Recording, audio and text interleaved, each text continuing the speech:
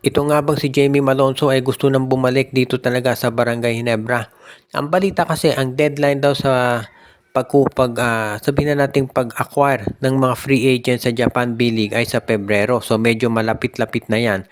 At hanggang sa ngayon wala pa raw team itong si Jamie Malonzo. So kung hindi siya makakahanap ng team, baka kinakailangan talaga na bumalik siya dito sa PBA. Ang problema lang, meron ngang tinatawag na 3-year ban na in-implement itong Board of Governors. So hindi makababalik itong si Jamie. Unless of course mag-request siya na pwede na siyang bumalik dito. Sa totoo lang, maraming mga nagsasabi na hindi naman talaga patas yung ginawang 3-year ban ng PBA, lalo na at gusto lang naman maghanap ng oportunidad ng mga nasasabing players na maglaro sa ibayong dagat. Pero sa ngayon, mukhang ganyan talaga ang sitwasyon dito, kaya nga itong si Jamie Malonzo hindi makapaglalaro sa Ginebra. Pero kung magkakaroon siya ng pagkakataon, sigurado ko na magiging interesado pa rin niyang bumalik dito sa Gene Kings. At kung yan ay magagawa nitong si Jamie Malonzo na bumalik sa Ginebra, napakalaking bagay niyan dahil biglang lalalim yung rotation nila sa front court. Lalo na kung bumalik na rin si Isaac Go, so magiging solid talaga yung lineup ng Ginebra. Pero as it is, kulang pa rin sila at yan ang dahilan kung ba't sila naghahanap ng iba pang players na maidadagdag dito sa kanilang roster. Pero sa ngayon, ito si Jamie Malonzo, sa tingin ko pwedeng-pwede pa yan dito sa Barangay Ginebra.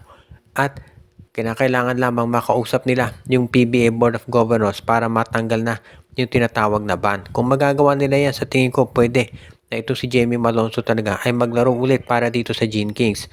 At magiging okay naman siguro resulta niyan para dito sa kanilang roster. Ngayon, nandito na lamang yan syempre kay Jamie Malonzo kung magkakaroon siya ng oportunidad na makabalik. Kasi in the end, ang magde-decide niyan, yung PBA Board of Governors at syempre si Commissioner Willie Marshall kung makababalik siya o hindi. Ngayon pumirma na itong si J.O. Chu dito sa Terra Firma. Merong mga kumakalat na balita na baka ito raw ay i-trade dito sa Barangay Ginebra. Ngayon nga, ang nakikita natin, kung itong si J.O. Chu ay ite-trade sa Ginebra, halos imposible ang mangyari. Dahil base dito sa bagong rule ng PBA, ang mga number 1 draft pick hindi po pwedeng i-trade ng 3 seasons.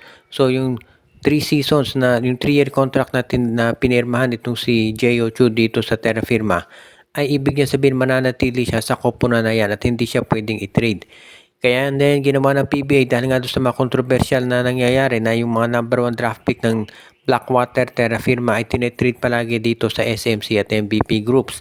Kaya nga in-implement na nila yung rule na yan. So yung balita na itong si J.O. Chu ay ititrade daw sa Ginebra, hindi mangyayari yan sa ngayon. After 3 years pwede siguro. Sa tingin ko naman yung 3 years pwede na yan dahil usually naman yung mga picks katulad nila CJ Perez at Stanley Pringle, hindi yan kaagad-agad tinetrade dito sa SMC. Nag-iintay sila ng medyo matagal na panahon para ma-determine kung anong magiging laro. At itong si J.O. Chu, kinakailangan syempre na i-evaluate muna nila dahil sa totoo lang hindi masyadong maganda yung mga numero na pinakita niya nung siya naglalaro pa dito sa MPBL. Kaya malamang itong si J.O. Chu ay pag-aralan muna ng SMC kung magiging okay talaga ang laro. Kung maging okay ang performance yan, pipitasin yan after 3 years. Pero sa ngayon, mukhang mananatili muna siya dito sa Terra Firma at dyan siya hahasain kumbaga. Katulad ni Joshua Monson, number 1 draft pick pero hindi kinukuha ng SMC dahil sa tingin nila yung laro nito ay hindi nababagay dun sa kanilang sistema. Kaya nga malamang si J.O. Chu, titignan muna ng SMC kung ano ba talaga ang kaya nitong gawin at kung magandang ipapakita, ayun, tsaka nila ito kukunin mula dito sa Terra Firma. Pero sa ngayon mukhang ito si J.O. Chu ay mananatili muna dito sa Terra Firma Jeep para maipakita kung ano talaga ang kaya niyang gawin. At sa totoo lang, mas makabubuti nga kay J.O. Chu na nandun muna siya sa Terra Firma. Dahil kung mapupunta sa San Miguel for example, hindi naman siya mabibigyan ng playing time. Dahil syempre nandun si Junmar Fajardo.